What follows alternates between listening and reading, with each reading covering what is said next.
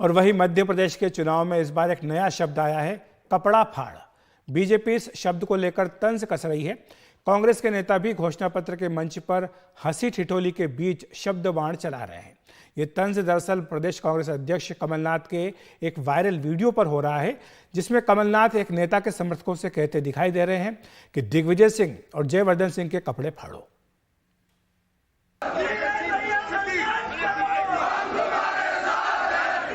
नवरात्र के पहले दिन कांग्रेस ने 144 उम्मीदवारों की सूची जारी की, लेकिन लिस्ट को लेकर कई जगह बवाल हुआ। शिवपुरी से पिछोर से 6 दफे विधायक केपी सिंह को टिकट मिल गया। इस सीट की दावेदारी बीजेपी छोड़ कांग्रेस में आए कोलारस विधायक वीरेंद्र सिंह रघुवंशी कर रहे थे। जब उनके समर्थक कमलनाथ से मिलने पहुंचे तो सुनिए कमलनाथ ने क्या कहा।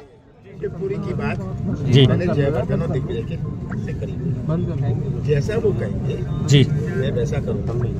मुझे वीरेंद्र को जितना तुम लोग नहीं चाहते जी, उससे ज्यादा मैं चाहता हूँ जी। तो तुम लोग मुझे क्या समझा रहे हो? आप जाके दिग्विजय सिंह और जयवर्धन के कपड़े फाड़े।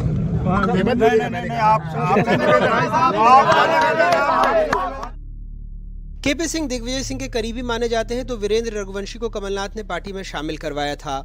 मंगलवार को कांग्रेस जब अपना घोषणा पत्र जारी कर रही थी, तब दिग्विजय ने पहले फॉर्म में दस्तखत की बात उठाई तो कमलनाथ ने मजाक में कहा उन्होंने दिग्विजय को पावर ऑफ अटॉर्नी दी है। भैया ए फॉर्म और बी फॉर्म में दस्तखत किसके होते हैं? पीसीसी प्रेसिडेंट के। तो कपड़े किसके फटने चाहिए बताओ? मैंने बहुत पहले इनको एक पावर ऑफ अटॉर्नी दी थी। वो पावर ऑफ अटॉर्नी थी कि कमलनाथ के लिए आप पूरी गालियां खाइए, ठीक है? तो ये पावर ऑफ अटॉर्नी आज के दिन भी वैलिड है। उनको पावर ऑफ अटॉर्नी दी है, ये कमलनाथ कह रहे हैं। अब उनकी खीज है या उनका इरिटेशन है या हार सुनिश्चित हो गई है, तो अब एक दूसरे पर लगा रहे हैं कि भैया मैंने तो छोड़ दिया था, मैंने तो बंटा ढार दिग्विजय सिंह को सौंप दिया था। तो ये कांग्रेस की स्पष्ट हार आज ही उन्होंने स्वीकार कर ली है। कमलनाथ के एक और बयान पर बीजेपी हमलावर है, जब वो कहते हैं कि छिंदवाड़ा में टिकट का ऐलान पहले नकुलनाथ करेंगे, बाद में दिल्ली से ऐलान होगा। छिंदवाड़ा की घोषणा नकुल करेंगे, वो छिंदवाड़ा में ही है, वो करेंगे वहां से। मैं नहीं, छिंदवाड़ा की टिकटों की घोषणा सबसे पहले छिंदवाड़ा में होगी, तब दिल्ली से होगी। अभी ये भी कहा गया कि छिंदवाड़ा के टिकट पहले नकुलनाथ घोषित करेंगे और नकुलनाथ के घोषित करने के बाद फिर दिल्ली से घोषित होंगे, और 2 टिकट उन्होंने घोषित भी कर दिए। क्या सोनिया गांधी की कांग्रेस अलग है, कमलनाथ की कांग्रेस अलग है, नकुलनाथ की कांग्रेस अलग है?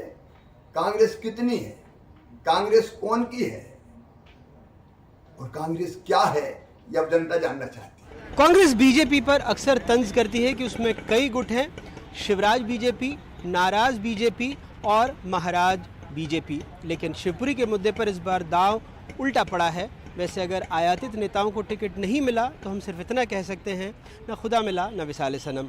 भोपाल से अपने सहयोगी अमृतांशी जोशी, इजहार और कैमरा पर्सन रिजवान खान के साथ अनुराग द्वारी, NDTV इंडिया। और हमारे सहयोगी अनुराग द्वारी हमारे साथ जुड़ रहे हैं इस कपड़ा फाड़ पॉलिटिक्स के ऊपर चर्चा करने के लिए। अनुराग, ये जो बातें हो रही हैं, ये सिर्फ हंसी ठिठोली है या कुछ गंभीर बातें भी हैं कि क्या कमलनाथ और दिग्विजय सिंह के बीच में सब कुछ सामान्य नहीं है? क्या अपने अपने समर्थकों को टिकट दिलवाने की होड़ इस कदर तक पहुंच गई है कि सार्वजनिक रूप से इस तरह के बयान दिए जा रहे हैं? जाहिर तौर पर अखिलेश जी, देखिए, जब जिस वक्त पर मौके पर दिग्विजय सिंह मौजूद नहीं थे, उस वक्त अगर आपने कमलनाथ की भाषा और उनकी जो तेवर थे वो एक आक्रामक तरीके से नज़र आया, और जब मंच पर मौजूद थे तो वो हंसी ठिठोली में बदल गया। लेकिन इसके पहले जो एक चीज़ छूट गई, वो सुबह सुबह दिग्विजय सिंह ने एक ट्वीट भी किया था और सामंजस्य और तमाम चीज़ें याद दिलाई थी। तो कहीं ना कहीं एक मंच तक आने और वचन पत्र से पहले ये मामला बहुत हंसी ठिठोली का नहीं था, थोड़ा एक कह लें गंभीर मोड़ ले चुका था।